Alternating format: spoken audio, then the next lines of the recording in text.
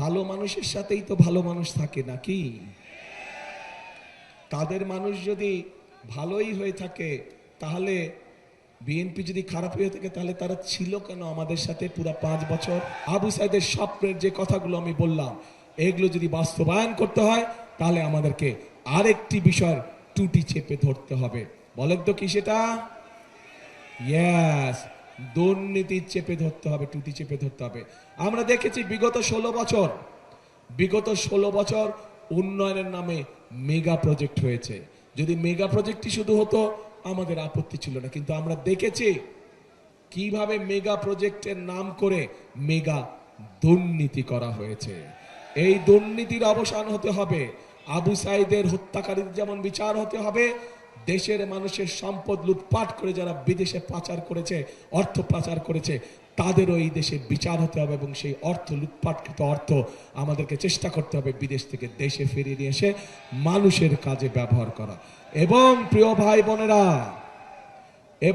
ভাই বোনেরা, এই কাজটিও যদি কেউ করতে পারে, সেটাও একমাত্র বিএনপির পক্ষেই করা সম্ভব। কারণ একটি আন্তর্জাতিক সংস্থা, যেই সংস্থাটি এই দুর্নীতিতে কে কত নাম্বার পেল এই হিসাব যারা করে, তাদের হিসাব মতেই 2001 সালে যখন খালেদা জিয়া দায়িত্ব পায়, তখন থেকে আস্তে আস্তে বাংলাদেশ দুর্নীতির রাহুগ্রাস থেকে উপর দিকে উঠতে থাকে, মুক্ত হতে থাকে। কাজেই বিএনপি এটিও প্রমাণ করে দেখিয়েছে যে বিএনপি একমাত্র পারে দেশকে দুর্নীতির রাহুগ্রাস থেকে মুক্ত করার জন্য।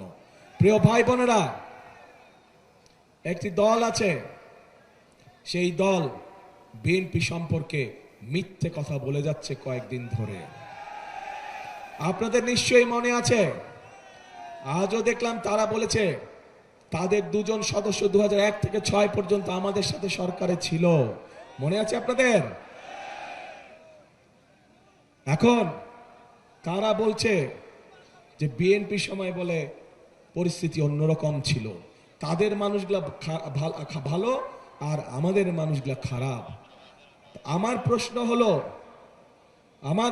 হলো ভালো মানুষের সাথেই তো ভালো মানুষ থাকে নাকি?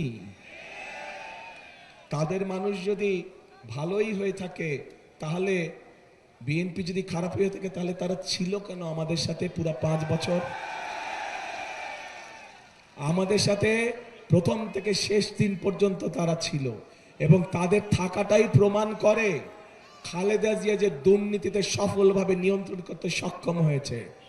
তাদের প্রথম দিন থেকে শেষ দিন পর্যন্ত থাকাটাই প্রমাণ করে যে একমাত্র বিএনপির পক্ষেই সম্ভব এই সব দুর্নীতিকে নিয়ন্ত্রণ করা।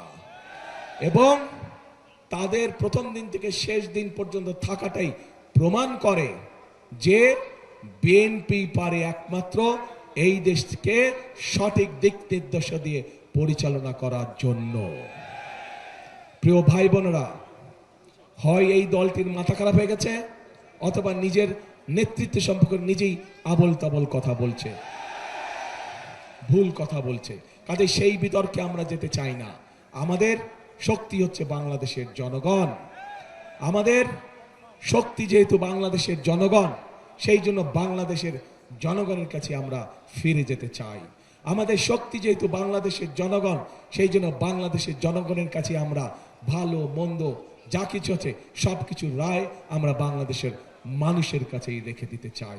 বাংলাদেশের মানুষের সিদ্ধান্তই আমাদের প্রথম এবং শেষ সিদ্ধান্ত। প্রিয় ভাই বোনেরা,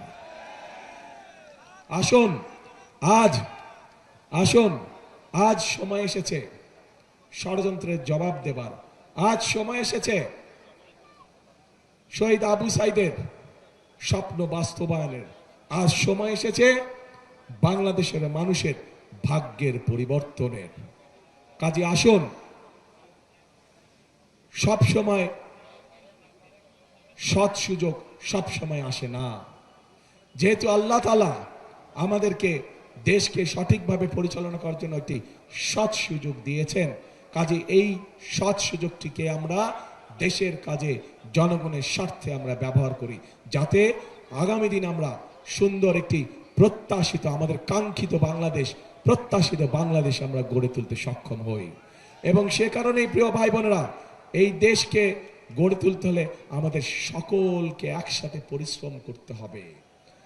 এবং আমরা যদি সকলে একসাথে ঐক্যবদ্ধ থাকি, আমরা যদি সকলে একসাথে পরিশ্রম করি, তাহলে এই উত্তরাঞ্চল, এই রংপুর বিভাগ কখনো ওই যে মঙ্গা পীড়িত বলে কোনোভাবেই এটা থাকতে পারে না, অনুন্নত বলে, উন্নয়নের ছোঁয়া নেই বলে কোনোভাবেই এটা থাকতে পারে না। এই অবস্থার আমরা এইবারে ইনশাল্লাহ পরিবর্তন করতে পারবো আপনাদের যদি সমর্থন আমাদের সাথে থাকে, আপনাদের সমর্থন ধানের শীষের পক্ষে থাকলে ইনশাল্লাহ এই পরিস্থিতির পরিবর্তন আমরা এইবারে ইনশাল্লাহ করব।